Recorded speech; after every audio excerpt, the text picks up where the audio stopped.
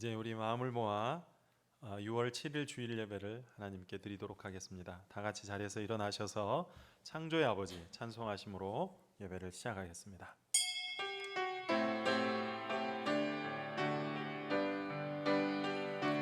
주 영광 여김하사 열방량의 그 빛 비추소서. 주의 얼굴 구할 때 주의 향기 머무소서. 주 영광 여김하사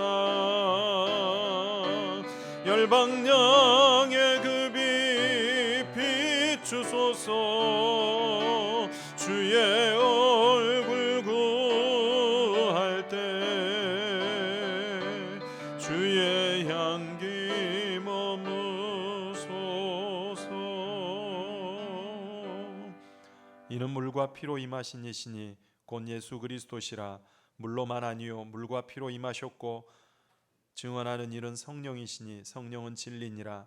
증언하는 이가 셋이니 성령과 물과 피라. 또한 이 셋은 합하여 하나이니라. 아멘. 능력과 권세의 하나님 아버지, 모든 영광을 주께만 올려드립니다. 지난 엿새 동안 저희들을 지키셨다가 오늘 복된 주의 날 주의 성전에 나와 함께 예배하게 하시니 더욱 감사합니다.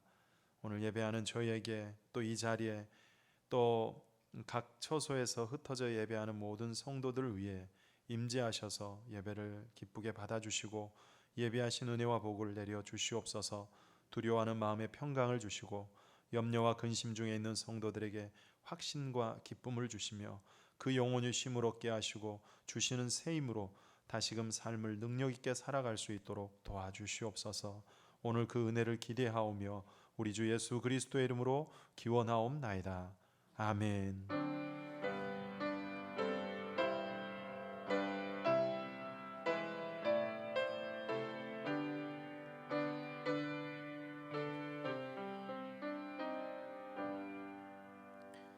성시교독 17번 같이 교독하겠습니다.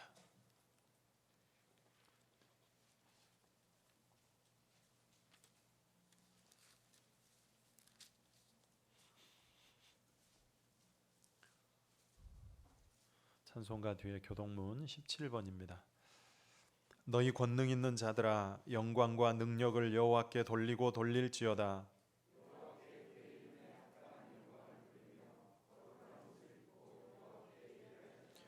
여호와의 소리가 물 위에 있도다. 영광의 하나님이 우레소리를 내시니 여호와는 많은 물 위에 계시도다. 여호와의 소리가 백향목을 꺾으시며 여호와께서 레바논 백향목을 꺾어 부수시도다.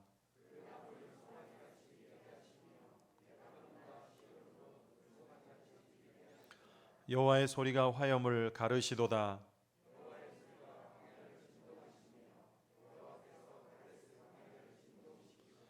여호와의 소리가 암사슴을 낙태하게 하시고 살림을 말갛게 벗기시니 여호와께서 홍수 때에 좌정하셨으며 여호와께서 영원하도록 왕으로 좌정하시도다.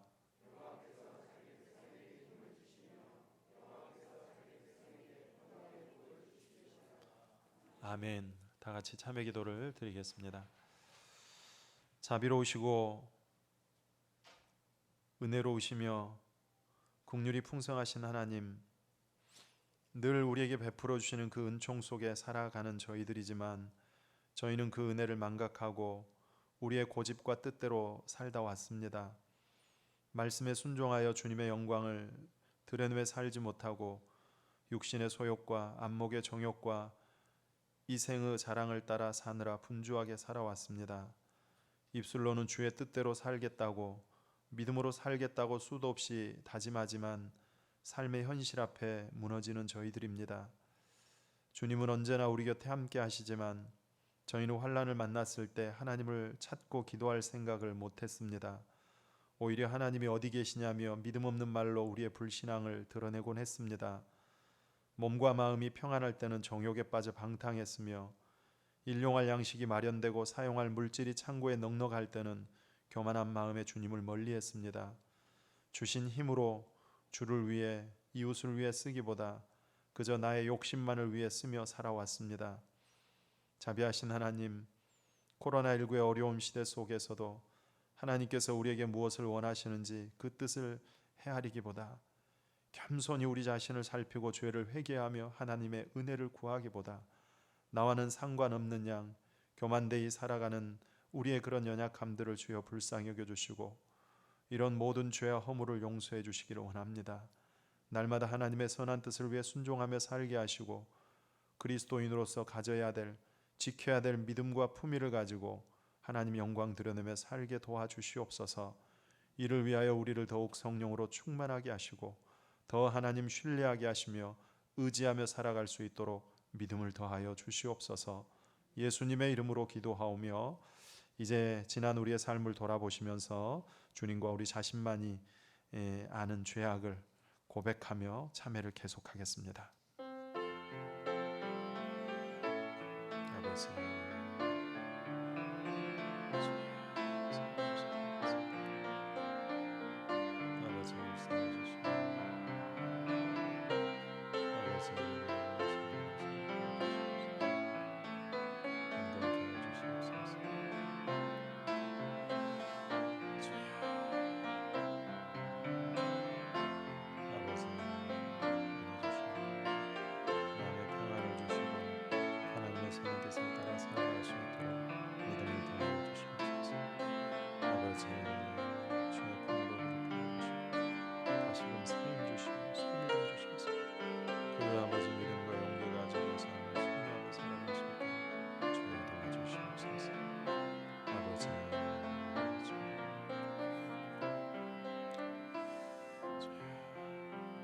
그러므로 이제 그리스도 예수 안에 있는 자에게는 결코 정죄함이 없나니 이는 그리스도 예수 안에 있는 생명의 성령의 법이 죄와 사망의 법에서 너를 해방하였음이라.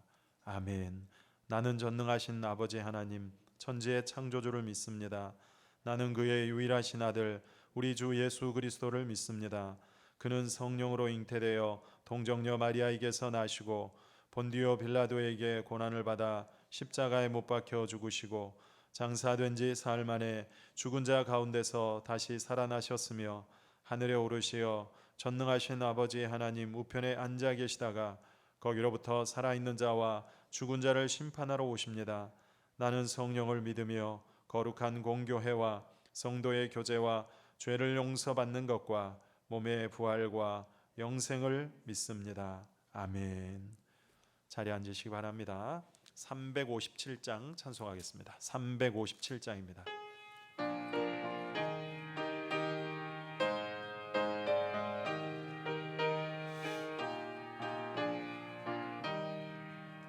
주 믿는 사람 일어나 다 힘을 합하여 이 세상 모든 마귀를 다 쳐서 멸하세.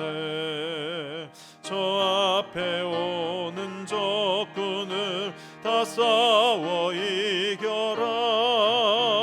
주 예수 믿는 힘으로 온 세상 이기네. 믿음이 이기네. 믿음이 이기네. 주 예수를 믿음이 온 세상 이기네. 온 인류 마귀 괴율로 큰 죄에 빠지니 진리로 띠를 띠고서 늘 기도드리세. 참 믿고 의지하면서 겁없이 나갈 때 주 예수 믿는 힘으로 온 세상 이기네. 믿음이 이기네. 믿음이 이기네. 주 예수를 이기네. 끝까지 이긴 자에게 흰 옷을 입히고 또 영생복을 주시니 참 기쁜 일일세. 이 어두운 세상 지나서 저 천성 가도록 주 예수 믿는 힘으로 온 세상 이기네. 믿음 이기네. 믿음 이기네. 주 예수를 믿음이 온 세상 이기네. 이 시간 예배를 위해서 최시도 집사님 나오셔서 기도 인도해 주시겠습니다.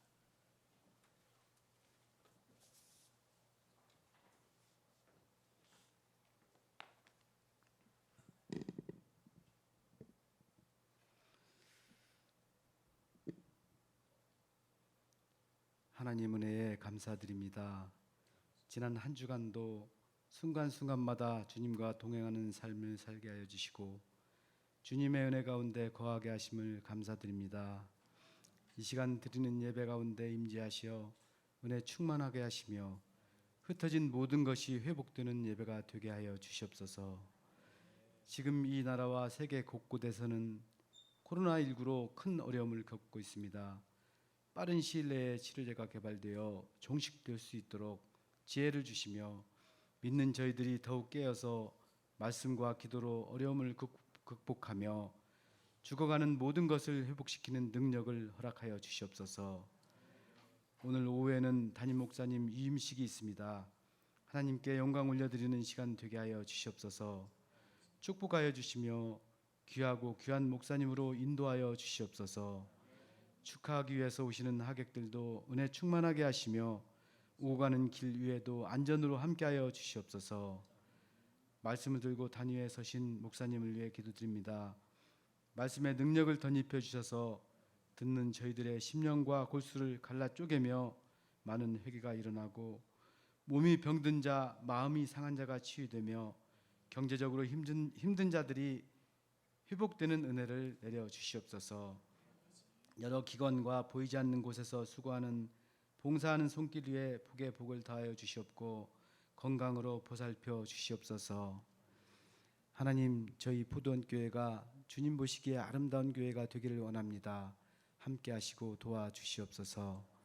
이 모든 간구를 우리 주를 구원하신 예수님 이름으로 기도드립니다.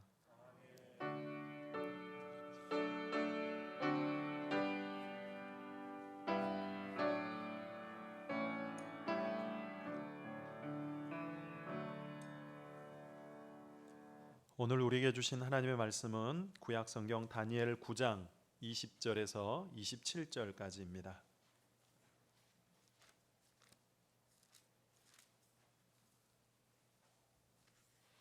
다니엘 9장 20절에서 27절까지 말씀이 되겠습니다. 이제 함께 자리에서 일어나셔서 20절부터 끝절까지 한 절씩 교독함으로 하나님의 말씀을 받도록 하겠습니다. 내가 이같이 말하여 기도하며 내 죄와 내 백성 이스라엘의 죄를 자복하고 내 하나님의 거룩한 산을 위하여 내 하나님 여호와 앞에 간구할 때에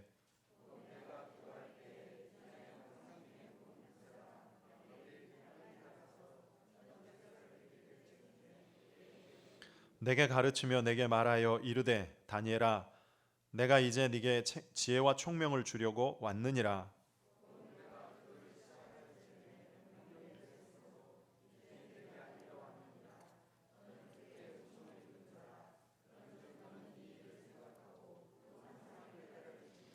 내 백성과 내 거룩한 성을 위하여 이른 이래를 기한으로 정하였나니 허물이 그치며 죄가 끝나며 죄악이 용서되며 영원한 의가 드러나며 환상과 예언이 응하며 또 지극히 거룩한 이가 기름 부음을 받으리라.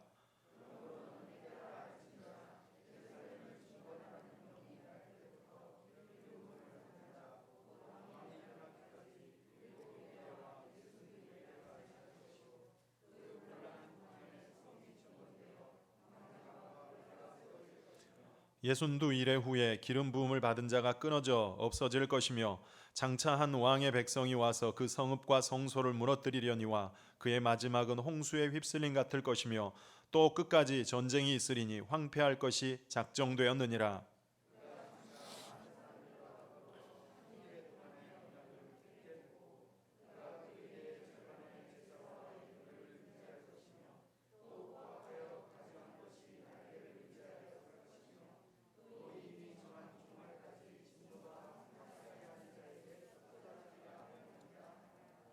아멘. 자리에 앉으시기 바랍니다.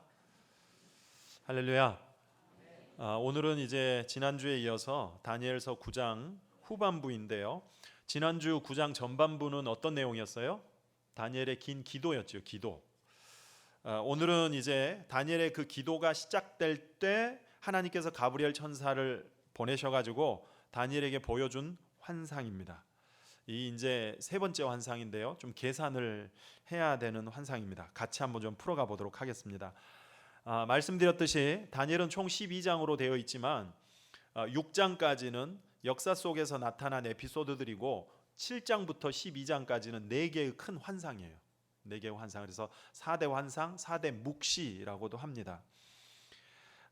그래서 좀 어려워가지고 7장부터는 잘 좀 안 읽는다 그랬죠. 우리가 지금 하나하나 살피고 있는데 기억나실 거예요. 7장에는 첫 번째 환상으로 네 짐승 환상, 바다에서 올라온 네 짐승 환상, 사곰표 뿔, 사자같이 생기고 곰같이 생기고 표범같이 생기고 10뿔 달린 그런 뭐 괴수 같은 짐승, 네 짐승 환상인데 이게 이후에 네 나라를 상징한다 그랬어요. 네 나라, 바벨론, 그 다음에 바벨론 다음에 바사, 메데 바사, 그 다음에 헬라, 그 다음 로마, 이렇게 4개 제국을 상징한다 그랬습니다. 그리고 8장으로 넘어오면 두 번째 환상이 나오는데 순양, 숫염소 환상 생각나시죠? 순양은 메데 바사, 그 순양 두 눈 사이에 뿔이 2개가 났는데 나중난 뿔이 더 길다고. 그래서 메데 바사 중에 두 번째인 바사가 메데를 삼키고 통일을 이루어요. 그 다음에 순염소는 그 다음에 있을 헬라 제국이에요. 그런데 이 헬라를 상징하는 순염소를 보면 이게 서쪽에서 와서 온 지면을 두루 다니는데 얼마나 빨리 달리는지 발이 땅에 닿지 않는다 그랬죠. 그러니까 헬라 제국, 그 알렉산더가 헬라를 이뤄갈 때 그렇게 그 정복을 빨리 해 나가는 것을 이야기하고 있고요. 그 순염소 눈 사이에 현저한 뿔이 있다 그랬어요. 현저한 뿔.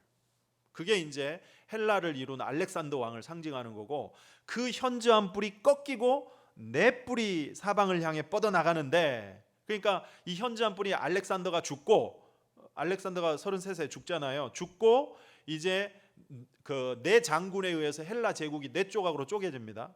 그런데 그 한 뿔 중에서 작은 뿔 하나가 남쪽, 동쪽, 그리고 영화로운 땅을 향하여 심히 커지더니 하늘 군대에 미칠 만큼, 하늘을 찌를 만큼 커지게 되었다.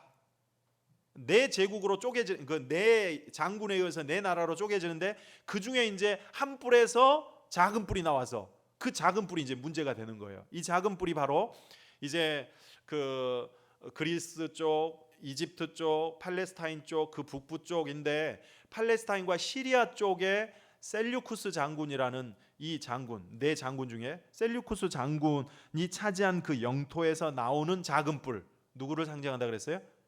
역사적으로 안티오쿠스 에피파네스. 이 사람은 성경에서 적그리스도로 예표되는 사람입니다. 바로 이제 그 사람을 상징하는 거예요. 그런데 영적으로는 이게 사탄을 상징한다 그랬죠.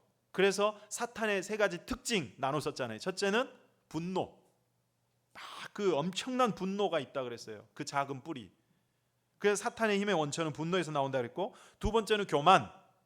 스스로 높아져서 군대의 주제를 대적하고 그에게 드리는 제사를 없애버리고 성소를 허문다 그랬어요. 그 작은 뿔이.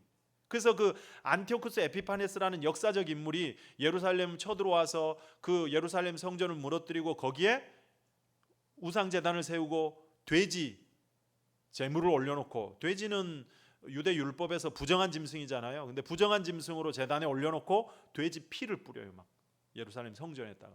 그런 아주 그냥 처참한 일을 안티오쿠스가 하는데 그거를 예언하는 거예요. 근데 그게 이제 사탄을 상징하는 거예요. 그 다음에 세 번째는 그래서 그들은 스스로 심판의 날을 부추긴다. 그렇게 이제 나눴습니다. 이렇게 앞에서 살폈고, 그리고 이제 9장으로 넘어오면 다니엘이 그런 무서운 이제 환상을 보고 듣고 하나님께 긴 기도를 해요. 그런데 그 기도가 어떤 기도였습니까? 지난주에 다니엘의 기도의 특징에 대해서 나눴잖아요. 다니엘은 기도의 사람이고, 그런데 그의 기도는 첫째는 말씀을 붙들고 하는 기도였다 그랬어요. 하나님의 약속의 말씀을 붙들고 하는 기도. 그래서 9장 1절 2절에 뭐라고 나왔습니까? 다리오 왕 원년에 나 다니엘이 선지자 에레미야에게 알려주신 연수를 깨달았는데 예루살렘의 황폐함이 70년 만에 그칠 것이라. 에레미야 그 성경을 보다가 하나님께서 에레미야 25장에 보면 이제 포로로 돌아간 지 70년 만에 돌아올 것이다 라고 하는 회복의 예언의 말씀을 읽게 된 거예요. 그 말씀을 읽다가 이제 알려주신 연수를 깨닫게 되는데 70년 만에 그칠 거래요. 그래서 다니엘이 그 연수를 기간을 계산해 보니까 불과 2-3년밖에 안 남은 거예요. 2-3년밖에 안 남았어요. 머지않아 회복시키실 그 영광스러운 날이 우리에게 곧 오겠구나. 이것을 깨닫게 되니까 이 다니엘의 마음이 얼마나 뜨거워졌겠어요. 그 말씀을 읽고 깨닫고는 마음이 막 뜨거우니 가슴이 막 벌렁벌렁 되는 거죠. 그래서 그 뜨거운 가슴을 가지고 하나님 앞에 말씀을 붙잡고 소망이 생기고 믿음이 생기고, 그래서 그 가슴 뜨겁게 한 주님의 약속의 말씀을 붙들고 기도하기를 시작한 겁니다. 그래서 우리도 언제나 기도는 하나님의 말씀과 함께 가야 된다 그랬죠. 말씀을 읽을 때, 말씀을 들을 때 내 가슴을 뛰게 만들고 내 가슴을 뜨겁게 만드는 그런 말씀의 경험이 여러분 있어야 돼요. 있어야 돼요. 그냥 말씀을 읽는데 뭐 이거 검은 건 글자, 하얀 건 종이, 아무 감동 없이 읽지 마시고, 어떤 말씀을 읽는데 그 말씀이 막 나를 치기도 하고 위로를 주기도 하고 그런 내 마음을 뜨겁게 만드는 말씀의 경험이 있어야 돼요. 그 말씀을 통해서 나를 만나주시는 거예요. 그리고 그 말씀을 붙들고 하나님께 기도하는 것, 그게 강력한 기도입니다. 그러면서 이제 하나님께서 70년 만에 회복시키시고 이루실 그 약속을 위하여 다니엘이 가장 먼저 기도하는데, 그 기도, 첫 번째 기도가 어떤 기도였어요? 회개하는 기도였죠. 회개 기도. 왜 우리가 이 고난을 바벨론 땅에서 받게 되었는가 하는 그 원인과 그 이유를 깨달은 거예요. 민족의 죄악으로 말미암아 하나님께서 통째로 우리를 바벨론 땅에 옮기셨구나. 그래서 무너지고 고통 중에 있던 그 안타까운 현실을 하나님 앞에 인정하면서, 하나님 그렇습니다, 맞습니다, 우리의 죄악 때문입니다, 인정하면서 죄를 회개하는 기도를 했습니다. 그런데 그 회개의 기도가 우리가 즉 민족의 죄악을 자신의 죄로 동일시하며 기도하고 있다는 것이 중요했습니다. 언제나 안 되는 공동체는 너와 나, 네 것 내 것, 네 죄 내 죄 구분한다 그랬잖아요. 그러나 되는 공동체는 함께 아파하고 함께 기뻐하는 거예요. 구분하지를 않아요. 너의 일, 나의 일 아니에요. 너의 일이 곧 우리의 일이고, 또 같은 마음으로 함께 아파하는 그런 연대의식, 그런 마음으로 회개 기도를 했습니다. 그리고 이제 하나님께 간청하는데 어떻게 했다 그랬어요? 주여. 한국적 통성기도의 원조라 그랬잖아요. 주여 들으소서, 주여 용서하소서, 주여 귀를 기울이시고 행하소서 하면서 정말 그 주여 부르짖는 그 표현이 목청이 터질 정도로 크게 그리고 간절한 심정으로 하나님을 부르며 간구했습니다. 그러자 하나님께서 이제 그 기도를 들으시고 응답하시는데, 그 응답이 언제라고요? 기도가 다 끝나고 그 기도를 다 들으시고? 아니에요. 언제요? 오늘 읽은 23절에 뭐라 그래요? 곧 네가 기도를 시작할 즈음에 명령이 내렸으므로. 기도를 마치기도 전에, 기도를 시작할 즈음에 벌써 하나님께서 천사 가브리엘을 보내셔서 응답을 주셨다는 것입니다. 그 응답으로 보여준 환상, 들려준 환상이 이제 오늘 본문입니다. 다니엘의 기도에 대한 응답으로 보여주시고 들려준 환상이 오늘 환상이에요. 몇 번째 환상입니까? 세 번째 환상이죠. 세 번째 환상. 소위 70일의 환상, 70일의 묵시라고도 하는데, 오늘은 이제 이 환상을 같이 좀 계산도 해보고 영적인 해석을 나누면서 은혜를 함께 하려고 합니다. 20절을 먼저 보세요. 내가 이같이 말하여 기도하며 내 죄와 내 백성 이스라엘의 죄를 자복하고 내 하나님의 거룩한 산을 위하여 내 하나님 여호와 앞에 간구할 때, 곧 내가 기도할 때 이전의 환상 중에 본 그 사람 가브리엘이 빨리 날아서 저녁 제사를 드릴 때쯤에 내게 이르더니, 여기 보면 가브리엘이라고 하는 이 천사가 신속히 날아와서 이제 다시 다니엘에게 어떤 계시를 이제 보여주는 거예요. 들려주는 거예요. 22절, 내게 가르치며 내게 말하여 이르되 다니엘아, 내가 이제 네게 지혜와 총명을 주려고 왔느니라. 저는 사실은 이 말씀도, 우리 교회는 그래도 비교적 젊은 분들이 많고 아이들이 참 많은 교회입니다. 우리 교회가 뭐 이제 코로나 아닌 평상시 때는 한 170명, 180명 정도 어른들이 모이는데 아이들이 50명 이상이 모여요. 아동부만 유치부까지 하면 70명 가까이 돼요. 사실 우리 교회 규모에 비해서 아이들이 이렇게 많이 모이는 교회가 거의 없습니다. 참 큰 축복이죠. 그런 면에서 보면 여러분, 오늘 이 22절이 저는 더 중요하다고 봅니다. 여러분, 지혜는 타고나는 것입니까? 아니죠. 하나님이 주시는 것입니다. 총명 마찬가지입니다. 총명, 판단하고 분별하는 능력, 이 총명도 하나님께서 주시는 거예요. 야고보서 1장 5절에 보니까 너희 중에 누구든지 지혜가 부족하거든 모든 사람에게 후히 주시고 꾸짖지 아니하시는 하나님께 구하라, 그리하면 주시리라. 빌립보서 1장 9절에 내가 기도하노라 너희 사랑을 지식과 모든 총명으로 점점 더 풍성하게 하사.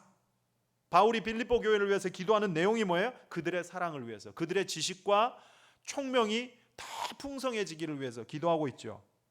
에베소서 1장 8절, 이는 그가 모든 지혜와 총명을 우리에게 넘치게 주사. 그가, 예수 그리스도께서 우리에게 지혜와 총명을 넘치게 주신대요.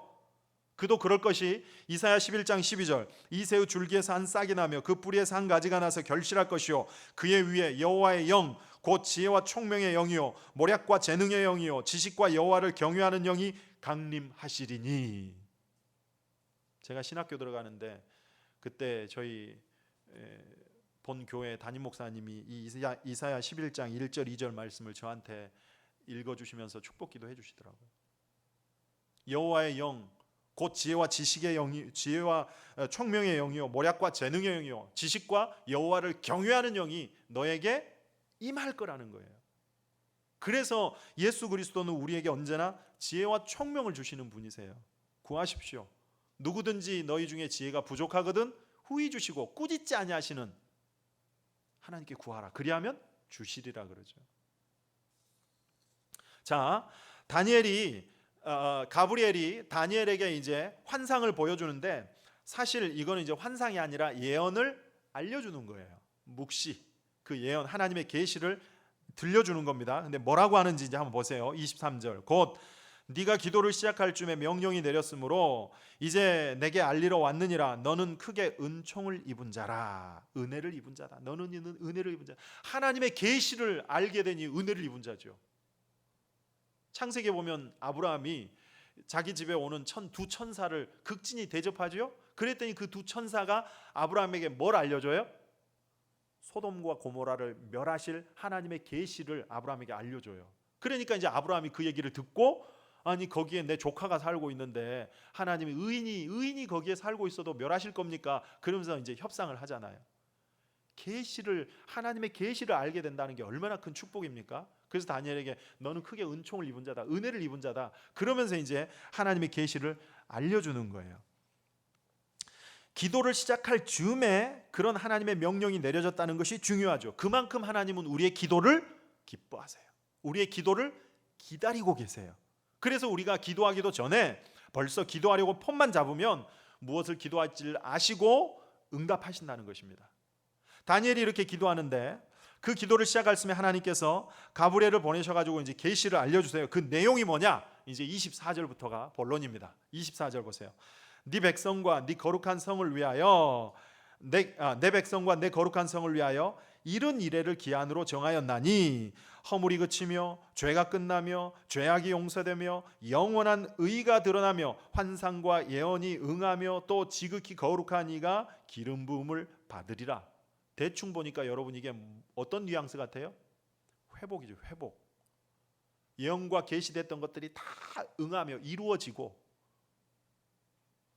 그 다음에 의의가 드러나고 죄악이 용서나고 죄가 끝나고 회복된다는 거예요. 자, 여기 보면 70일에를 기한으로 정하였나니 그러죠. 그래, 70일에, 70일에, 70일에. 그래서 소위 70일의 환상입니다. 70일의 계시, 묵시예요. 여러분, 일에는 며칠이에요? 7일이죠. 7일. 그러니까 70일에는 며칠이에요? 7, 7에 49, 490일. 그런데 이거는 하루를 1년씩으로 해서 490년을 봅니다.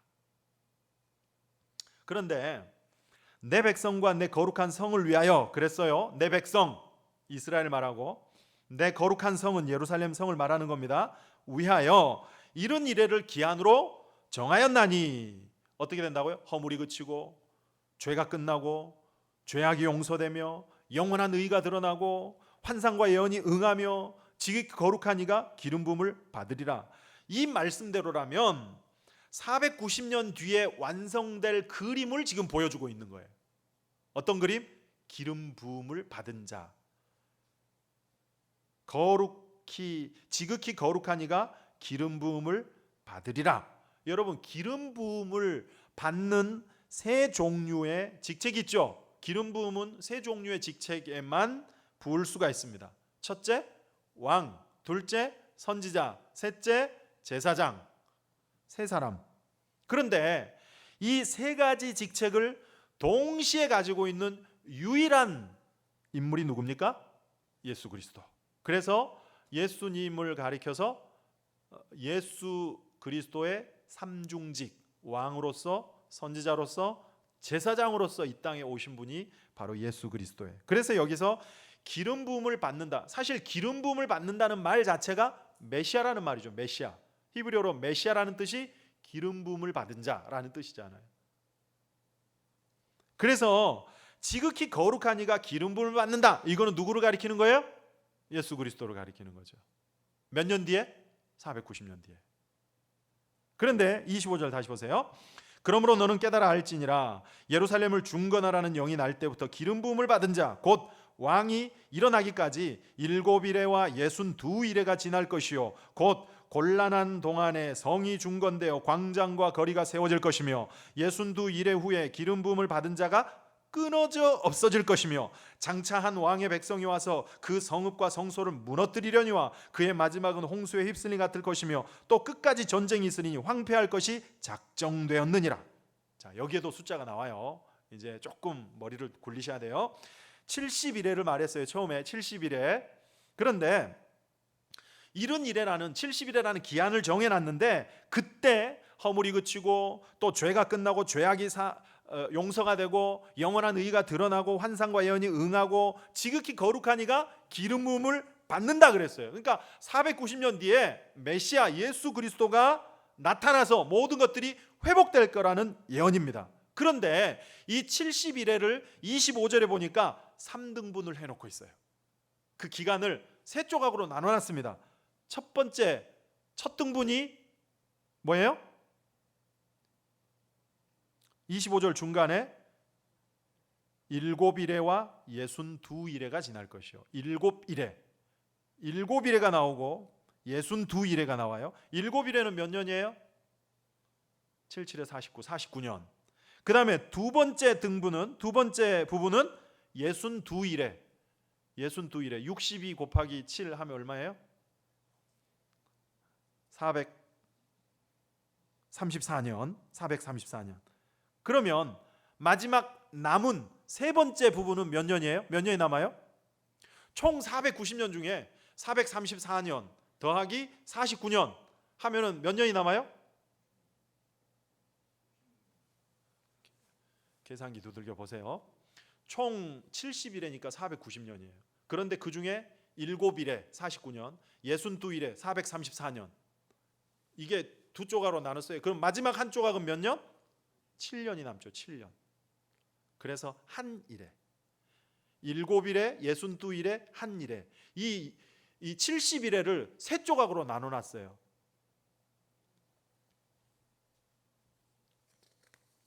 중요한 거는 세 조각으로 나눠진다는 것이 중요합니다. 71회 490년 그걸 따지기에 앞서 이 71회가 7일에 62일에 한 일에 이렇게 3등분으로 나눠진다는 거예요. 그거를 합하면 이제 71회 490년이 되는 거예요. 자, 그러면 이제 이 세 등분이 세 부분이 갖는 각각의 시대적 영적 의미가 뭔지를 알아야 되겠죠. 25절을 다시 보세요. 그러므로 너는 깨달아 알지니라 예루살렘을 중건하라는 영이 날 때부터 기름 부음을 받은 자 곧 왕이 일어나기까지, 누구를 상징한다고요? 메시아, 예수 그리스도 메시아가 일어나기까지 7일에와 62일에가 지날 것이요. 이게 몇 년이라고요? 49년 434년. 그래서 총 483년. 포기하지 마십시오. 483년. 그렇게 483년이 지나면 어떤 일이 일어난다? 거룩한 이가 기름 부음을 받는다. 메시아가 오신다는 거예요. 예수 그리스도께서 오신다는 거예요. 그래서 예수님이 그 이후로 오시기까지 정확히 483년 뒤에 있다는 것입니다. 그런데 이게 언제를 기점으로, 언제를 시점으로 해서 계산하느냐? 앞에 보면 예루살렘을 중건하라는 영이 날 때부터, 예루살렘을 중건하라는 그런 말이 있을 때부터, 명령이 있을 때부터. 그러니까 이건 언제겠어요? 이 부분이 어느 시점인가를 성경에서 찾아보면 느헤미야 2장 1절을 한번 보십시오. 아락사스다 왕 제20년 니산월에 왕 앞에 포도주가 있기로 내가 그 포도주를 왕에게 드렸는데 이전에는 내가 왕 앞에서 수심이 없었더니 왕이 내게 이르시되 네가 병이 없거늘 어찌하여 얼굴에 수심이 있느냐? 이는 필연 네 마음에 근심이 있음이로다 하더라. 그때 내가 크게 두려워하여. 이게 지금 어떤 상황이냐면 느헤미야, 지난주에도 우리가 느헤미야 제가 설명드렸죠. 이 느헤미야가 바벨론의 포로로 끌려와가지고 이제 바사 시대에 아닥사스다 왕의 술관원이 되었어요. 음식을 관장하는 관리가 됐습니다. 지난주에 나눴죠. 그런데 어느 날 친척 하나니로부터 이 느헤미야에게 고향 땅 예루살렘에 대한 소식을 들어요. 어떤 소식? 성문은 불타고 성벽은 허물어지고 사람들은 고난과 큰 능욕을 받고 있다는 소식이에요. 그랬더니 느헤미야가 그 소식을 듣고 어떻게 했다고? 수일 동안 울며 음식을 먹지 않고 슬퍼하며 그 다음에 하늘의 하나님 여호와 앞에 기도하는데 어떻게 한다고? 여호와여 나와 내 아버지의 집이 하나님께 범죄하였나이다. 그러면서 느헤미야도 똑같이 민족의 죄악을 자신의 죄악으로 동일시 여기며 하나님께 회개하며 기도했다 그랬잖아요. 그런데 이 느헤미야가 술관은 왕의 술을 따르는 음식을 관장하는 관리인데, 그렇다면 왕 앞에서 얼굴에 근심빛이 있으면 안 돼요. 사실 그러는 것은 당시에 고대 시대 때는 처형도 가능했습니다.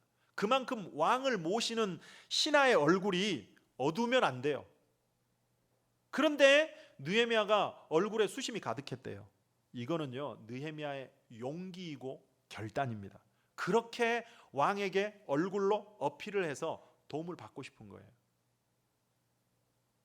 그런데 다행히도 왕이 그 수심이 가득한 느헤미야를 보고 이 기분 나쁘게 왜 인상 쓰고 있어? 그러지 않고 네가 병이 없거늘 왜 얼굴에 근심빛이 많느냐?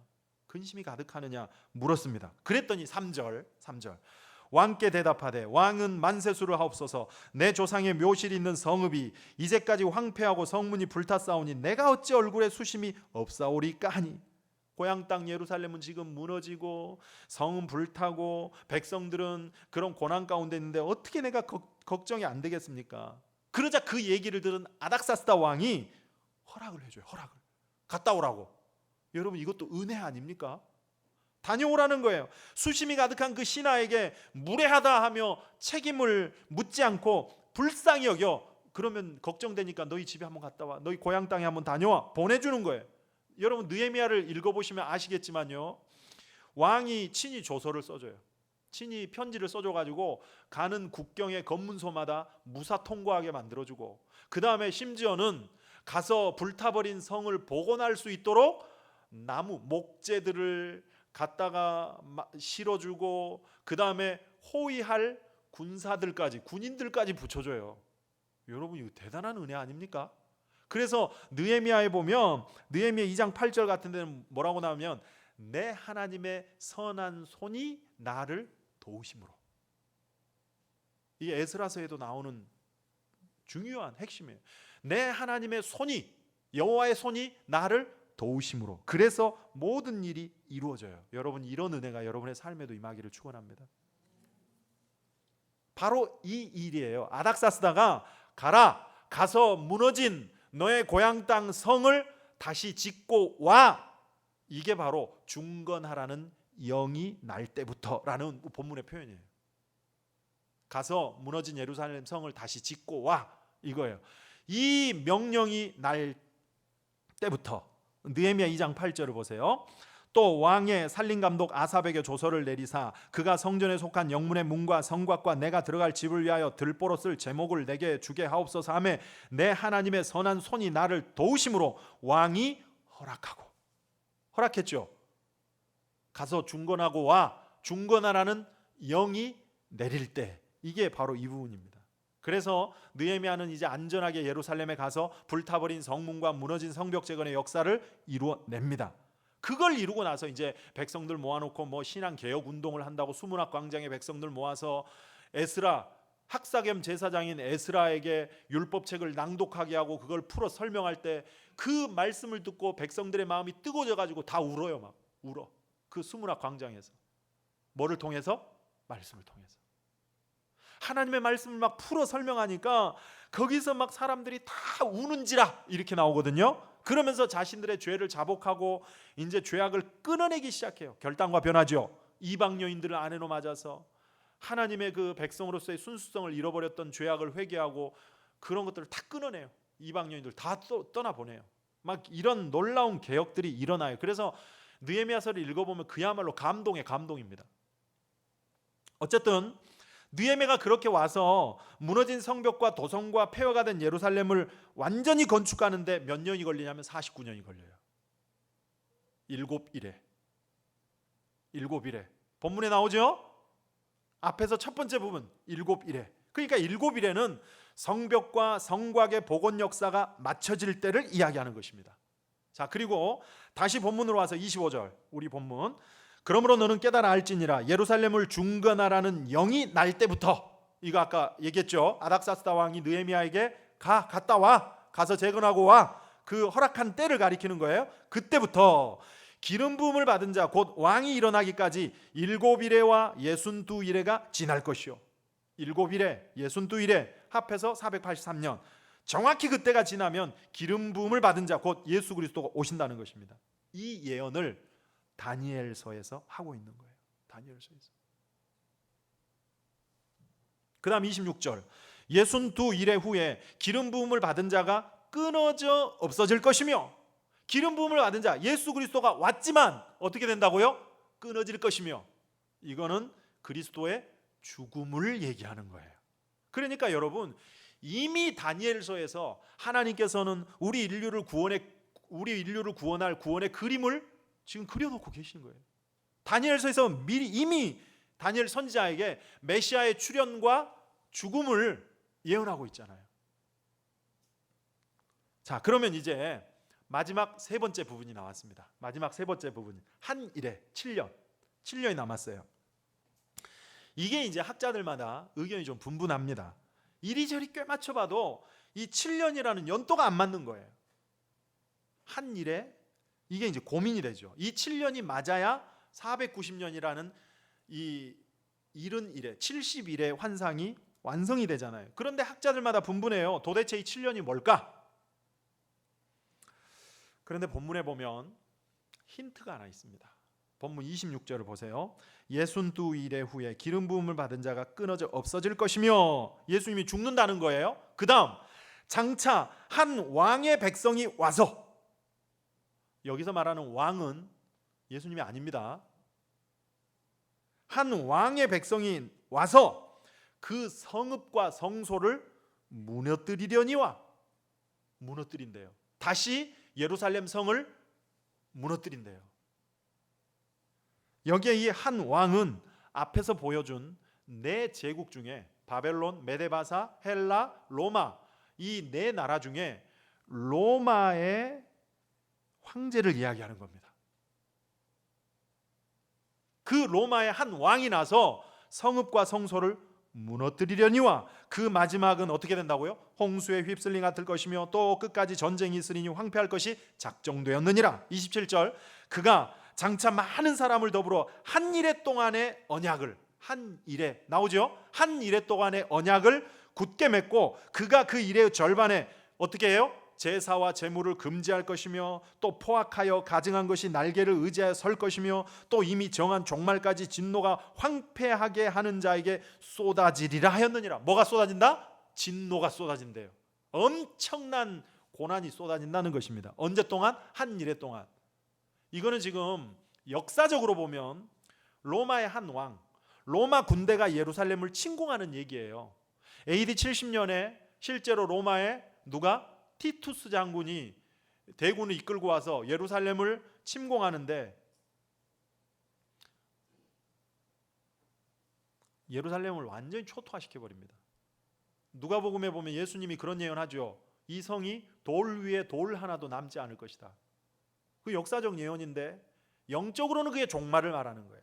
그러니까 역사적으로 보면 이제 이 티투스 장군이 AD 70년에 예루살렘에 쳐들어와 가지고 예루살렘을 공격하고 초토화시키는데 그 성전터에 뭘 의지하여 선다고요? 가증한 것이 날개를 의지하여 설 것이며, 가증한 것이 날개를 의지하여 선다. 이거는 뭐냐면 그 예루살렘을 초토화시키고 성전터에 로마 군대의 깃발을 거기다가 딱 꽂는다는 거예요. 그런데 로마 군기의 휘장, 그림이 있죠. 그림 막 짐승들 이런 거 있잖아요. 그 로마 군기의 휘장이 뭐냐면 독수리입니다. 독수리. 그래서 가증한 것이 두 날개를 의지하여 선다는 것이 바로 로마의 그 군기의 휘장인 독수리 문양의 그 문양을, 군기를 꽂는다는 거예요. 이게 역사적인 이제 예언이죠. 이거는 신약 성경에 가면 예수님도 똑같이 예언을 해놨습니다. 마태복음 24장 15절에 보니까 그러므로 너희가 선지자 다니엘이 말한 바 멸망에 가증한 것이 거룩한 곳에 선 것을 보거든. 멸망에 가증한 것이 거룩한 곳에 선 것을 보거든. 마태복음 24장은 종말장이잖아요. 종말에 관한 예수님의 설교예요. 뭐라 그래요? 멸망에 가증한 것이 거룩한 것에 선 것을 보거든. 오늘 본문의 다니엘은 가증한 것이 날개를 의지하여 서거든. 똑같은 말씀이에요. 그런데 그들이 어떻게 한다고요? 제사와 예물을 금지할 것이고 포악하여 진노를 쏟아낼 거래요. 한 일해 동안. 그런 면에서 보면 한 일해는 7년이 아니라 상징적인 수예요. 7은 성경에서 7은 완전수죠. 이거를 영적으로 보면 종말에 있을 성도의 고난을 지금 말씀하고 있는 겁니다. 역사적으로는 이제 로마의 티투스 장군, 그리고 그 전에 사실 안티오쿠스 에피파네스, 헬라의 그 장군이 와서 성전에 멸망에 가증한 것을 세워놓고 거기다 돼지 제사 제물을 드리고 돼지 피를 바르고 이런 것도 뜻한다고 하지만 티투스 장군이 예루살렘 와서 초토화시키는 역사적 예언이에요. 그런데 이게 영적으로는 종말에 있을 성도들의 고난을 말씀하는 거예요. 그러면 종말 이 종말이 한 일에. 그러면 우리 개혁주의 입장에서 성경이 말하는 종말은 언제까지냐? 여러분, 종말이 언제일까요? 종말은 예수님이 이 땅에 오셔가지고 죽으신 이후부터 다시 오시는 그날까지가 종말이에요. 그러면 우리는 지금 종말을 살고 있죠. 우리는 지금 한 일해 속에 살고 있어요. 이게 성경이 말하는 종말이에요. 이 종말의 때 어떤 일이 일어난다고요? 로마 군대, 세상을 상징하고 사탄을 상징하는 그 로마 군대가 예루살렘을 쳐서 제사와 예물을 금지하고 포악하여 가증한 것이 날개를 의지하여 설 것이라고 많은 그런 그 진노가 종말까지 쏟아지리라 그러잖아요. 하나님의 거룩한 성소를 침공해서 무참히 무너뜨린다는 것입니다. 이게 마지막 한 일에 종말에 있을 성도의 고난. 그러면 여러분, 우리도 지금 종말을 살고 있잖아요.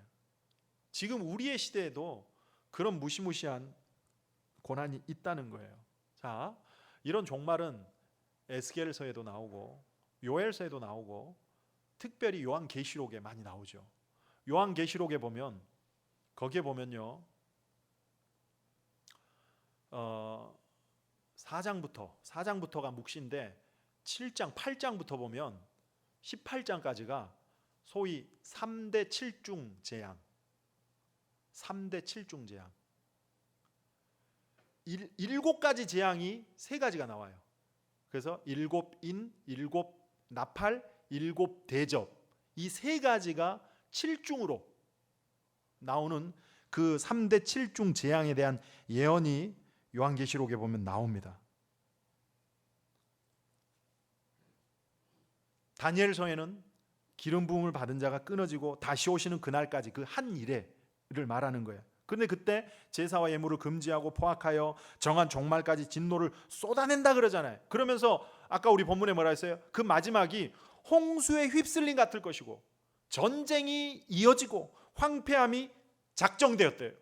무시무시한 고난이 있을 거라는 얘기입니다.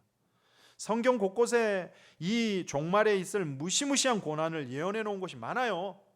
아까 종말장, 종말 설교 마태복음 24장 예수님이 그 종말에 대한 얘기를 하세요. 3절 예수께서 감난산 위에 앉으셨을 때 제자들이 조용히 와서 이르되 우리에게 이르소서 어느 때 이런 일이 있겠사오며 또 주의 임하심과 세상 끝에는 무슨 징조가 있사오리까? 종말의 징조를 묻고 있죠. 그랬더니 예수님이 말씀하세요. 4절 예수께서 대답하여 이르시되 너희가 사람의 미혹을 받지 않도록 주의하라. 많은 사람이 내 이름으로 와서 이르되 나는 그리스도라 하여 많은 사람을 미혹하리라. 많은 거짓 선지자들이 와가지고 내가 메시아다, 문선명이 같이, 이만희 같이 내가 메시아다, 내가 이긴 자다, 이런 사람들이 첫째와 사람들을 미혹한대요. 6절 난리와 난리 소문을 듣겠으나 너희는 삼가 두려워하지 말라. 이런 일이 있어야 돼 끝은 아니니라. 민족이 민족을 나라가 나라를 대적하여 일어나겠고 곳곳에 기근과 지진이 있으리니 이 모든 것은 재난의 시작에 불과하대요. 9절 그때 사람들이 너희를 환난에 넘겨주겠으며 너희를 죽이리니 너희가 내 이름 때문에 모든 민족에게 미움을 받으리라. 그때 많은 사람이 실족하게 되어 서로 잡아주고 서로 미워하겠으며 거짓 선지자가 많이 일어나 많은 사람을 미혹하겠으며 불법이 성함으로 많은 사람의 사랑이 식어지리라. 그러나 끝까지 견디는 자는 구원을 얻으리라. 15절 그러므로 너희가 선지자 다니엘의 말한 바 멸망에 가증한 것이 거룩한 곳에 선 것을 보거든. 오늘 본문이잖아요. 로마 군대 그 성전 파괴 사건을 암시하는 역사적인 내용이지만 유대 역사에 있어서 가장 참혹한 사건을 기억되는 그 사건이에요. 그렇지만 이게 영적으로는 우리의 종말을 암시한 종말의 말씀이라는 것입니다. 그렇다면 여러분 우리 어떻게 해야 되겠습니까? 정신 차려야죠. 정신 차려야죠. 이 로마 군대에 의한 참혹한 수탈의 예언을 시작으로 해서 종말을 살아가는 우리들에게 경고하고 계시는 것입니다. 그래서 그리스도인들의 삶의 원리는 어떻게 돼야 되겠어요? 종말론적인 삶을 살아야 돼요. 그게 뭐예요? 오늘이 마지막인 것처럼, 오늘을 마지막처럼 살아야 돼요. 그게 종말론적인 삶이에요. 여러분 주님 오실 때가 정말 멀지 않았습니다.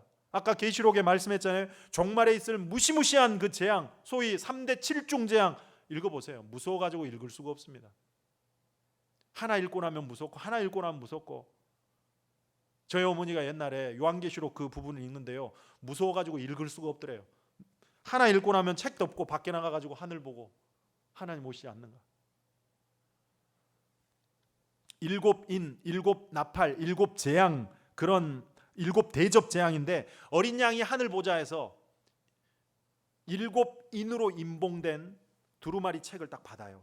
그래가지고 그 인을 하나씩 뗄 때마다 무시무시한 재앙이 이 땅에 임하는 거예요. 강력한 파괴를 가진 말탄자들이 와가지고 인을 하나씩 뗄 때마다 해가 검어지고 달이 피같이 변하고 뭐 큰 지진이 일어나고 사람들이 무서워가지고 숨고, 그 다음에 7나팔 재앙. 첫 번째 천사가 나팔을 불면 그 나팔 소리에 무시무시한 재앙이 임해요. 두 번째 천사가 나팔을 불면 우리가 상상하지도 못할 엄청난 재앙이 임해요. 여러분 읽어보십시오. 요한계시록. 그 다음에 세 번째 7대접. 요한계시록 16장에 보면요, 7천사에게 너희는 가서 하나님의 진노의 7대접을 땅에 쏟으라 그래요. 하나님의 진노가 담겨있는 7대접을 땅에 쏟으래요. 그래서 첫 번째 천사가 첫째 대접을 땅에다가 쏟으니까 짐승의 표를 받은 사람들, 또 우상을 경배하는 자들에게 악한 종기가 막 번져요. 두 번째 천사가 두 번째 대접을 요번에는 바다에다 쏟아붓고, 세 번째는 강물에다 쏟아붓고, 네 번째는 해에다가 그 대접을 쏟아부니까 해가 권세를 받아가지고 뜨거운 불로 사람들을 태운대요. 그럼 뭘 상징하는 거겠어요? 환경 파괴, 오존층이 파괴돼가지고 이제 그 태양의 직사광선이 사람들을 괴롭힌다는 거예요. 그래서 일곱 인재앙은 인간의 그 인간성의 파괴, 일곱 나팔, 일곱 대접 재앙은 우리가 살아가는 환경에 대한 파괴, 이런 무서운 재앙들이 나옵니다. 무서워서 볼 수가 없습니다. 그런데 하나님이 첫 번째 천사가 첫 번째 대접을 땅에다 쏟으니까 악한 종기, 무서운 바이러스가 창궐하여 사람들이 죽어나간다는 거예요. 여러분 지금 보십시오. 코로나19 이 작은 바이러스 하나에 사람들이 얼마나 죽어가고 있습니까? 고치지 못하는 그 균이 온 땅을 덮는다는 거예요. 그런 면에서 지금이 그때 아닐까요? 여러분, 우리 종말을 대비하며 오늘이 마지막인 것처럼 살아가는 종말론적 삶을 살아야 돼요. 정말 주님 오실 때가 멀지 않았습니다. 오늘이 여러분에게 마지막 날이라면 어떻게 하시겠습니까? 어떻게 하시겠습니까? 사람이 인생의 마지막 앞에 딱 서고 보면 만족함이 클까요? 후회와 아쉬움이 클까요? 후회와 아쉬움이 훨씬 크고 많다 그러죠. 기쁘고 보람된 일보다도 후회됐던 일, 아쉬웠던 일, 미안했던 일, 죄스러운 일, 부끄러운 일 훨씬 많이 생각난다 그러잖아요. 그래서 사람이 갈 때가 되면 정리하는데 어떻게 정리해? 그동안 사람 찾아다니면서 사과하고 용서를 구하고 용서해주고 감사하고 그런 마음으로 하루하루를 살라는 것입니다. 저 역시도 마찬가지예요. 제가 여기 단에 서 있는 이 순간이 내 생의 마지막 설교라고 한다면 대충 준비해가지고 설 수 있겠습니까? 마지막 목회라고 한다면 그런 마음으로 예배를 준비하고 성도를 대한다면 대충 할 수 없겠잖아요. 이런 종말론적인 삶. 그 다음 두 번째, 무장해야 돼요. 무장해야죠. 마태복음 24장 15절에 뭐라 했어요? 그러므로 너희가 선지자 다니엘이 말한 바 멸망에 가증한 것이 거룩한 것에 선 것을 보거든 그때 어떻게 된다고요? 오늘 본문 26절 장차 한 왕이 와가지고 성읍과 성소를 무너뜨리려니와 그 마지막은 홍수의 휘슬림 같을 것이며 또 끝까지 전쟁이 있으리니 황폐할 것이 작정되었느니라. 이런 무시무시한 고난과 괴롭힘과 황폐함이 있을 것이라는 것입니다. 그래서 이때를 알고 대비해야 되겠죠. 믿음으로 무장하여 어떤 가증하고 악한 세력들이 공격하고 위협해도 흔들리지 않고 믿음을 지킬 수 있도록 우리의 믿음을 무장해야 됩니다. 여러분, 믿음 지키는 게 결코 쉽지 않습니다. 디모데후서 4장 7절에 사도 바울, 노사도가 된, 죽음을 앞에 둔 노사도가 된 바울이 이런 고백을 하죠. 나는 선한 싸움을 싸우고 나의 달려갈 길을 마치고 믿음을 지켰으니. 저는 이 바울의 고백이 너무너무 부럽습니다. 우리 인생에 달려갈 길을 마치고 믿음을 끝까지 지킨다는 것이 결코 쉽지 않다는 것을 알기 때문입니다. 우리의 믿음을 무너뜨리려는 세력들이 얼마나 강력한지를 알기 때문입니다. 베드로전서 5장 8절 근신하라 깨어라 너희 대적 마귀가 우는 사자와 같이 삼킬 자를 두루 찾나니 그러죠. 여기에 근신하라 깨어라 이 말은 정신 차리라 그 말이에요. 여러분 정신 차리고 믿어야 돼요. 정신 차리고 신앙생활 해야 돼요. 앞에서도 읽어드렸잖아요. 많은 사람들이 내 이름으로 와서 너희들을 미혹하여 넘어뜨릴 거래요.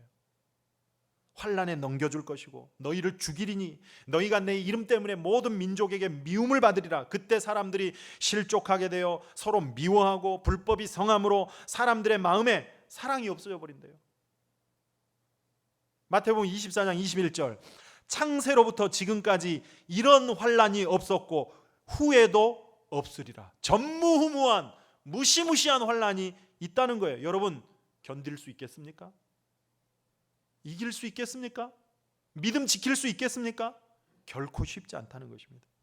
그런데 이런 큰 영적 전쟁을 치러야 될 우리들이 그거는 보지 못하고 이 안에서 우리끼리 서운하네 섭섭하네 잘했네 잘못했네 그러면서 우리끼리 싸우고 다투고 있다면 얼마나 그 마귀가 기뻐 춤출 일 아니에요? 여러분 정말 우리가 정신 차리고 바르게 믿어야 돼요. 마귀 어떤 모습으로 우리에게 역사에 우리의 믿음을 빼앗으려고 하는지 몰라요. 정신 차리지 않으면 나도 모르게 믿음에서 떠나버린다니까요. 그 믿음 지키는 싸움에서 승리해야 됩니다. 뭐 누구 때문에 시험 들었네 그러면서 믿음 놔버리면 사실 그 놔버린 사람만 손해예요. 믿음 놔버리고 하나님 앞에 가서 하나님 앞에 딱 섰는데 하나님 나는 아무개 때문에 시험 들어가지고 내가 떠났습니다. 그러면 그래? 그러면 너는 내가 정상 참작해서 구원해 줄게. 천국 그럴까요? 천만의 말씀. 저 사람 때문에 시험 들어서 믿음 잃었다면 이런 사람만 손해예요. 뭐 저 사람 때문에 내가 보상 받을 것 같습니까? 저 사람을 통해서 마귀가 역사하는 거예요. 그걸 이겨낼 수 있어야 돼요. 분별하고 이겨낼 수 있는 믿음의 실력을 여러분 길러내야 돼요. 어느 누가 어떤 세력이 나를 공격하고 시험해도 이기고 믿음을 지켜야 되는 것입니다. 요한일서 5장 4절 무릇 하나님께로부터 난 자마다 세상을 이기느니라. 세상을 이기는 승리는 이것이니 우리의 믿음이니라. 아멘. 믿음 지키십시오. 믿음으로 승리할 수 있습니다. 오늘 다니엘의 이 세 번째 환상 70일의 환상 70일의 묵시 예수 그리스도의 출현과 죽음 그리고 그 뒤에 한 이래 동안 있을 종말의 때에 있을 멸망에 가증한 것이 서서 성읍과 성소를 무너뜨리고 홍수에 휩쓸린 같이 고난과 전쟁과 황폐할 것이 작정되어 있는 종말을 지금 예언해 주고 있는 겁니다. 이게 역사적으로는 로마의 한 왕이지만 영적으로는 지금 우리가 살고 있는 이 말세에 있을 우리 성도들의 고난, 로마 제국 이상의 악과 구조 속에 우리가 던져져 살아가고 있다는 것입니다. 그러니 바르게 알고 무장해야 되고 그 다음에 세 번째 기도해야 돼요. 기도해야 돼요. 하나님의 도우심을 구해야 돼요. 그런 면에서 보면 지금이 우리는 기도해야 될 때예요. 지금이 깨어 있어야 될 때입니다. 정신 차리고 신앙생활해야 될 때예요. 지금 코로나19 여러분 코로나19는 우리 성도들의 믿음을 시험하는 거라고 봅니다. 여러분의 믿음을 시험하는 거예요. 벌써 지금 교회가 예배가 중단이 되고 온라인 예배가 전환이 되고 서로 보면서 성도의 교제가 식어지고 신앙의 훈련들이 없어지니까 벌써 마음의 시험이 오잖아요. 좋게 보던 것이 이상하게 보이고 이상하게 들리고 내 마음이 무너지고 흔들리고 여러분 이때일수록 마음과 믿음을 잘 지켜야 돼요. 악한 마귀는 무엇을 통해서 우리의 믿음을 흔들지 모릅니다. 기도하지 않으면 말씀 붙들지 않으면 다 넘어질 거예요. 평생 내가 예수 믿었다가 결정적일 때 믿음 저버리고 멸망받는 그런 안타까움 그런 불행이 절대로 여러분에게 없기를 바랍니다. 다시 골리앗 앞에 그러죠. 사무엘상 17장 46절 47절에 온 땅으로 하여금 이스라엘에 하나님이 계신 줄 알게 하겠고 또 여호와의 구원하심이 창과 칼에 있지 아니함을 알게 하겠다. 전쟁은 우리의 인생은 여호와께 속한 것인지 그를 선포하며 나가는 거예요. 엘리야가 갈멜산에서 이방 선지자들과 싸우며 기도했을 때 그가 기도했던 것도 똑같아요. 열왕기상 18장 37절 이 백성에게 주 여호와는 하나님이신 것과 그리고 주는 그들의 마음을 되돌이키시는 이심을 알게 하옵소서. 하나님의 하나님 되심을 기도하고 있는 거예요.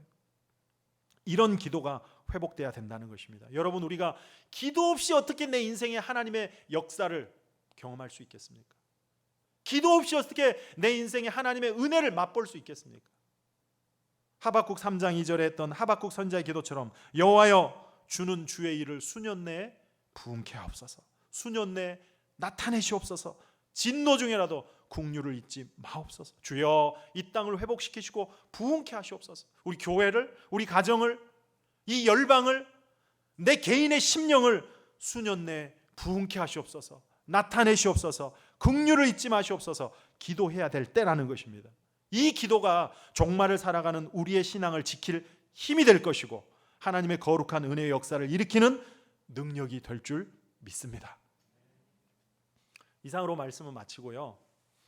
오늘 오후에는 이제 위임식을 합니다. 여러분 그 이제 위임식 순서에 보면 따로 저의 이제 인사 시간이 있습니다만 그때 뭐 지금 뭐 코로나 때문에 모이기가 좀 어려워서 많이 이제 못 나오시는 분들로 있을 것 같아서 잠깐 이 시간 대신해서 인사말을 좀 하고자 합니다. 위임식이라고 하는 것은 맡길 위, 맡길 임자예요. 그래서 맡기는 예식이에요. 맡기는, 뭘 맡기는 거냐? 선택하여 청빙한 목사에게 우리 본 교회를 가르치고 다스리는 직무를 이제 공식적으로 맡기는 거예요. 공식적으로 담임하도록 맡기는 예식입니다.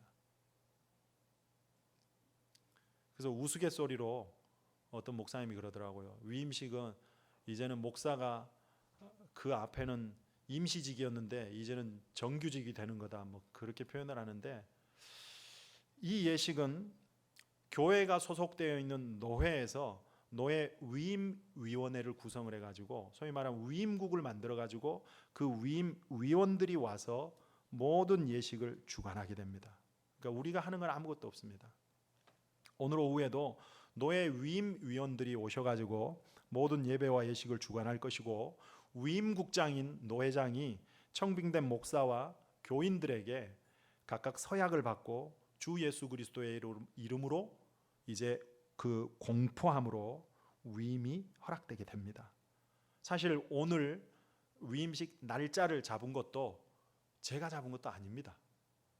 우리 교회가 잡은 게 아니에요. 그거는 노예 위임위원회에서 날짜를 잡아주고 순서 맡을 분들도 다 거기서 정해줘요. 사실 4월 노예가 끝나고 나서 노예 총무, 또 정치부 서기, 정치부장, 시찰장 계속 전화가 왔었어요.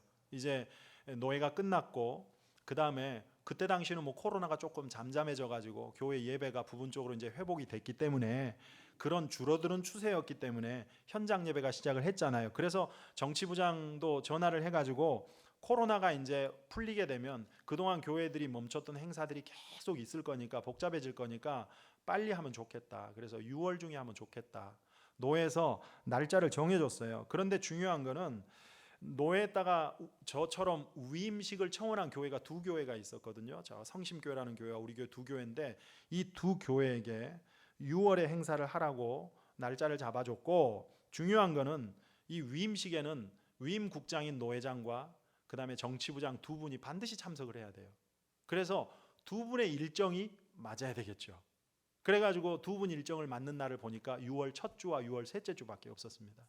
그래서 먼저 이제 우리 교회에다가 얘기한 우리 교회에다 우선권을 주고, 그래서 이제 당회에서 장로님들이랑 얘기를 나눠서 그러면 우리가 첫 주에 합시다 해가지고 오늘 이제 날짜를 정하게 된 겁니다.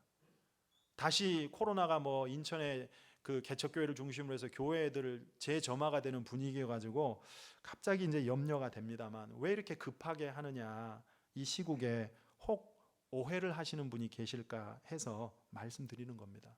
이게 노예 주관한 예식이라 노회에서 날짜를 그렇게 정해 주셨었고, 위임식도 사실은 물론 저에게 뜻깊고 의미 있고 중요한 날이지만 저는 그렇게 생각을 하지 않고 있었습니다. 왜냐하면 뭐 제가 여기에 교회를 개척해서 어딜 제가 갈 겁니까?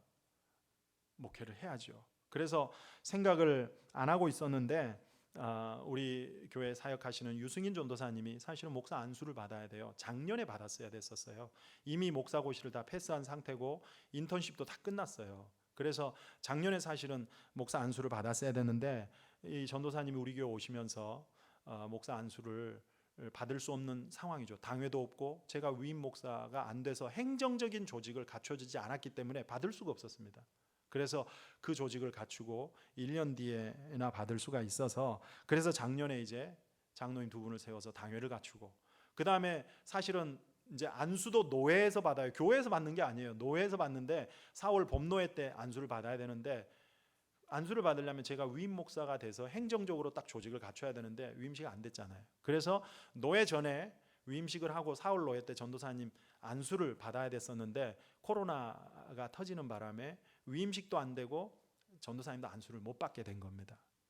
그래서 이제 불가피하게 오늘 하게 된 점을 여러분들이 아시고 그 부분에 혹시 오해가 없으셨으면 좋겠습니다. 사실 위임식이 날을 잡아놓고 저는 개인적으로 다시금 제 목회를 돌아보는 시간을 가졌습니다.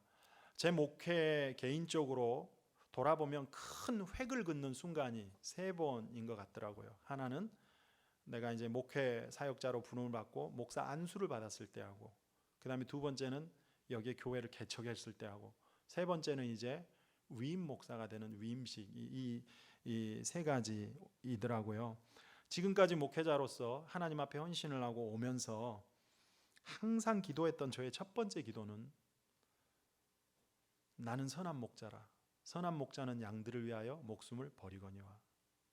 그래서 늘 선한 목자가 되기를 위해서 기도해왔고 그렇게 늘 힘써 왔습니다. 감사하게도 교회가 이처럼 성장했던 것은 여러분들 이 귀한 분들을 보내주셔서 함께 헌신하도록 이런 좋은 동역자들인 여러분들을 보내주셨기 때문이기도 하지만 사실 이곳에 개척을 하고 지금까지 건축하기 전에는 아침에 아이들을 7시 반에 등교를 하면 그때 함께 교회에 나와가지고 밤 9시 10시까지 항상 교회에 있었습니다. 정장 차림하고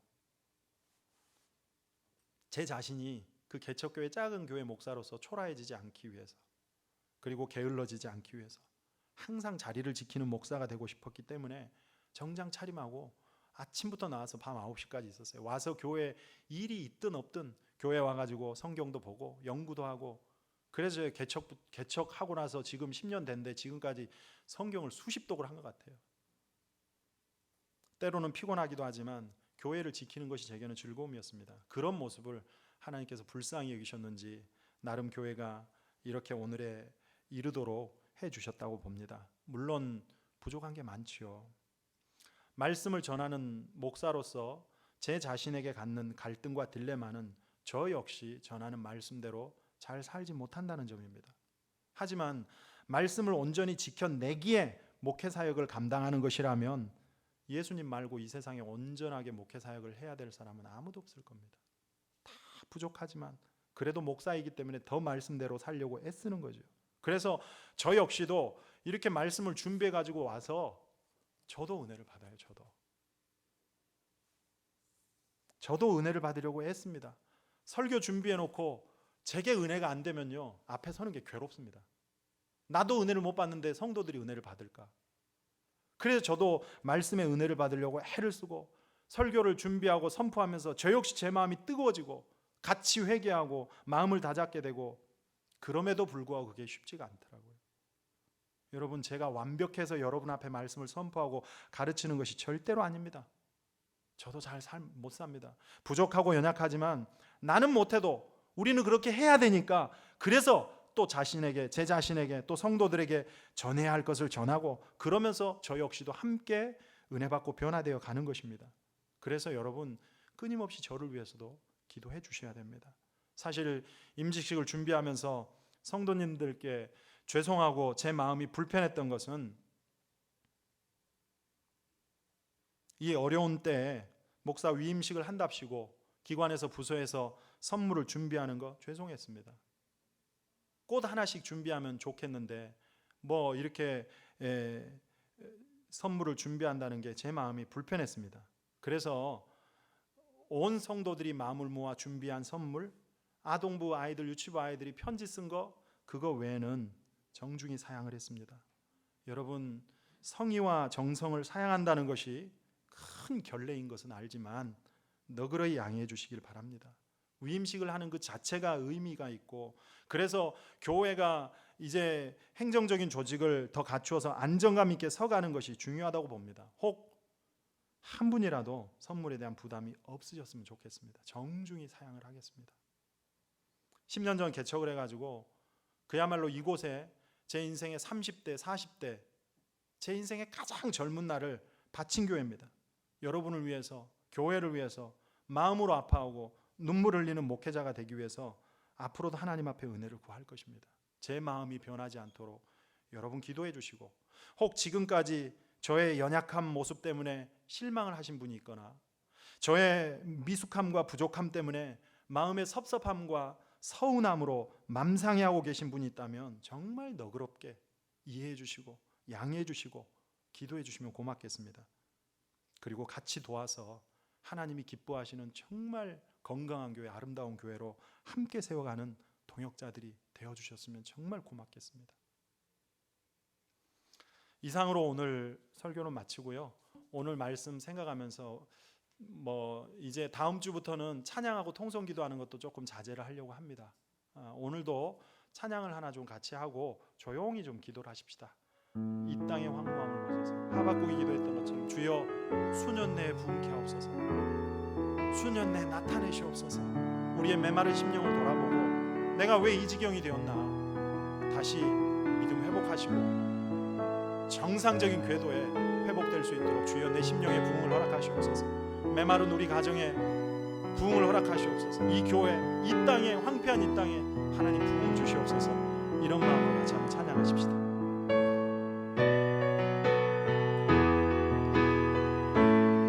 마음으로 한번 찬양합시다. 이 땅의 왕무함을 보소서. 하늘의 하나님 긍휼을 베푸시는 주여, 우리의 죄악 용서하소서. 이 땅 고쳐 주소서. 이제 우리 모두 하나 되어 이 땅에 무너진 기초를 다시 쌓을 때 우리의 우상들을 깨우신 성령의 불 임하소서. 불의 불길 타오르게 하소서. 진리의 말씀 이 땅 새롭게 하소서. 은혜의 강물 흐르게 하소서. 성령의 바람 이제 불어와. 오 주의 영광 가득한 새날 주소서. 오 주님 나라 이 땅에 임하소서. 한번 눈을 감고 이 시간 기도하실 때 먼저 여러분 우리의 믿음을 위해서 한번 기도합시다. 종말의 악한 세상을 살면서 우리의 결코 우리 믿음 놓치는 일이 없도록 도와달라고, 굳건하게 달라고, 하나님 오늘 우리의 심령을 부흥케 달라고, 가슴 뜨거워지는 은혜를 경험할 수 있도록 도와달라고 우리 한번 같이 기도하도록 하겠습니다. 기도하겠습니다. 할렐루야. 살아계신 아버지 하나님 감사합니다. 주여 우리를 불쌍히 여기시옵소서. 하나님 메마른 우리의 심령을 불쌍히 여기시고 하나님 은혜로 다시금 채워주시기를 간절합니다. 주여 수년 내에 부흥케 하옵소서. 주여 수년 내에 주의 일을 나타내 주시옵소서. 내 마음의 심령을 주께서 불쌍히 여기시고 메마른 심령, 아버지 하나님을 향한 그 길에서 멀어져 있고 떠나버려 있고 돌아서 있는 마음을 다시금 회복시켜 주시고 하나님을 향하여 온전한 믿음 붙들고 살아갈 수 있도록 주여 은혜를 주시옵소서. 우리의 믿음을 굳건하게 하시옵소서. 정말 어떤 악한 것들이 공격한다 할지라도 결코 흔들림이 없도록 주여 도와주시고 믿음 지키며 승리하는 삶을 살아갈 수 있도록 도와주시옵소서. 오늘도 마음이 상하여 아버지 하나님이여 시험 중에는 성도되었습니까? 그 마음을 일으켜주시고 선한 마음을 주시고 회개하는 마음을 주시며 회복하는 마음을 허락하여 주시옵소서. 그 하나님을 향하여 바로 보며 바르게 듣고 바르게 행하며 살아가는 성도들 될 수 있도록 주여 도와주시옵소서. 하나님 도와주시옵소서. 주여 불쌍해 주시옵소서. 아버지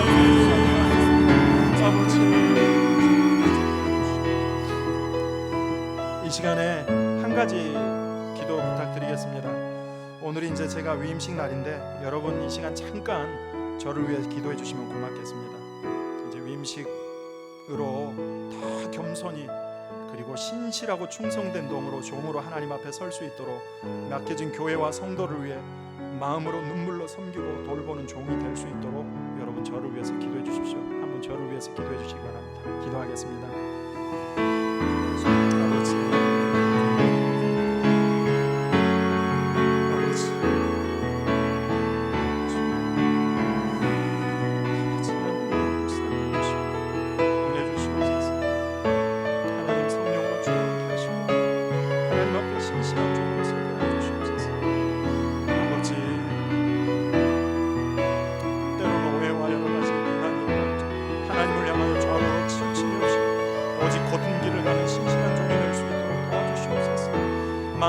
담대하게 하셔서 아버지 어떤 또 목회적인 어려움이 있다 할지라도 굳건하게 이기며 맡겨진 영혼을 위해서 몸된 교회를 위해서 생명을 걸고 아버지 섬기고 돌볼 수 있는 선한 목자 되게 하여 주시옵소서.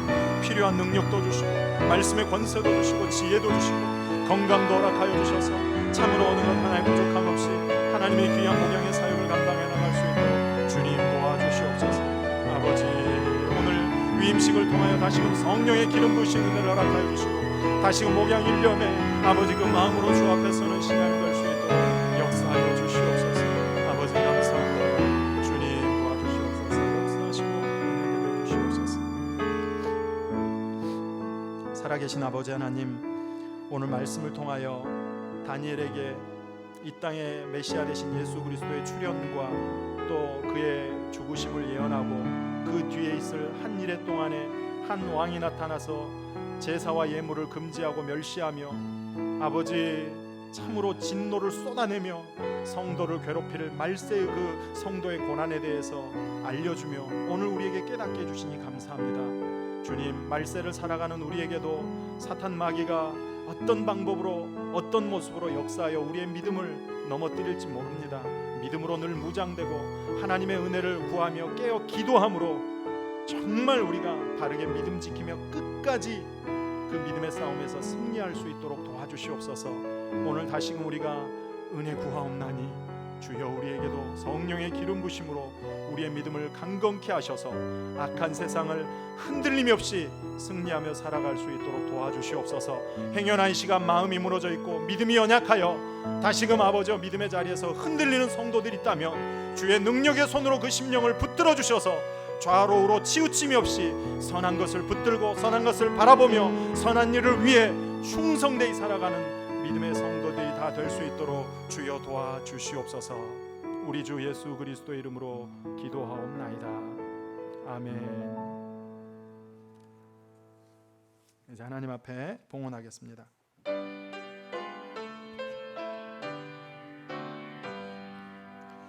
나의 보아 드리니 주여 받아 주셔서 하늘나라 위하여 주 뜻대로 쓰소서.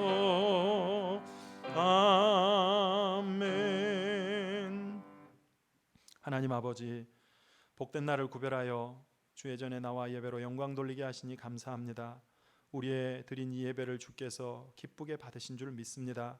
특별히 빈손으로 오지 않고 또 예물을 준비하여 하나님 앞에 올려드리오니 이 예물을 주께서 구별하시고 또 기쁘게 받으시되 드린 모든 손길들 위해 하늘의 신령한 복과 땅의 기름진 복으로 채워 주시옵소서. 11조 예물, 또 감사 예물, 그리고 선교 예물, 건축 예물, 또 구제 예물, 주정 예물, 마음에 손을 담은 1,000번째 예물도 주 앞에 올려드리오니 이 예물을 기쁘게 받으시되 저들의 가정과 일터에 늘 주의 복이 떠나지 않게 하시고 이 예물이 쓰이는 곳마다 하나님의 영광이 드러나고 하나님의 나라가 확장되는 은혜가 있게 하여 주시옵소서. 아버지 하나님, 우리 포도원 교회가 정말로 마지막 때 하나님의 뜻을 이루어드리고 하나님의 마음을 시원하게 해드리는 그런 능력의 교회가 되게 하여 주시옵소서. 부족한 종을 부르시고 세우셨으며 또 성도들을 보내시고 함께 할 수 있도록 붙여주셨사오니 우리가 한마음 한뜻 되어 하나님의 바르고 선한 뜻을 온전히 하려 그 뜻 앞에 믿음으로 순종하게 하셔서 아버지 교회가 서는 곳마다 서는 때마다 정말로 하나님의 영광 받으시는 일들이 많아지게 하여 주시옵소서. 특별히 코로나19가 다시 재점화되는 듯하여 교회가 또 타겟이 되어 여러 가지 어려움들이 있습니다. 우리의 신앙에 아버지 게으름이나 나태함이 없도록 도와주시고 이때일수록 더 우리가 마음을 굳게 하여 믿음을 온전히 붙들고 이 어려움의 때를 잘 인내하며 이겨낼 수 있도록 도와주시옵소서. 특별히 아버지 경제적인 어려움이 없게 하시고 성도들의 가정도 축복하셔서 이 어려움의 때 우리가 믿음으로 잘 대처하고 이겨낼 수 있게 하셔서 이 기회에만 주시는 하나님의 특별한 은혜를 누리며 감사함으로 영광 돌리게 하여 주시옵소서. 오늘 이제 오후에 있을 위임식에도 주의 성령께서 역사하시고 악한 사탄막이 틈타지 못하게 하시며 성도들의 마음에 아버지 불협화음이 없게 하시고 모두가 기쁨으로 하나님께 영광만 드러나는 복된 예식이 되게 하여 주시옵소서. 우리 주 예수 그리스도의 이름으로 기도하옵나이다. 아멘.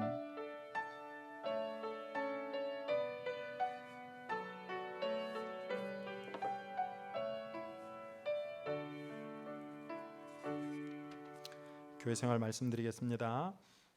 예고된 바와 같이 오늘 오후 3시에는 담임 목사인 저의 위임식이 있습니다.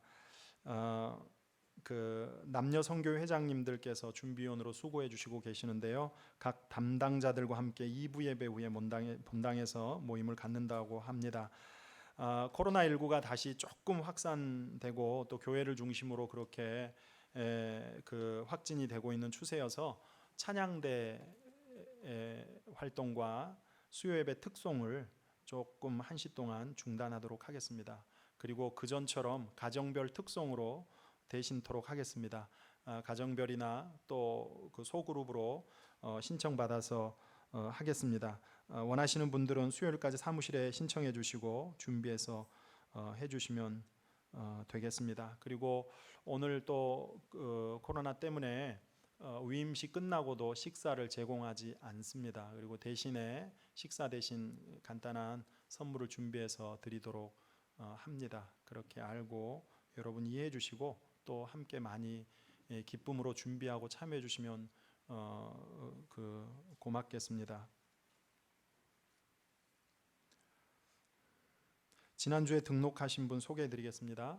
최종찬, 박상실 성도님, 19역이고 1남성교회 1여전도회입니다. 우리 교회 또 기쁘게 신앙생활할 수 있도록 많은 사랑의 관심과 교제 부탁을 드리겠습니다. 앞뒤 좌우로 인사 나누시겠습니다.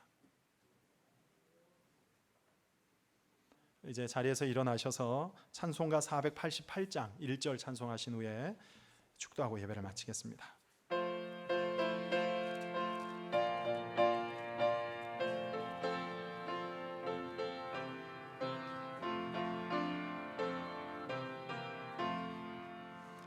이 몸의 소망 무언가 우리 주 예수뿐일세. 우리 주 예수밖에는 믿으리 아주 없도다.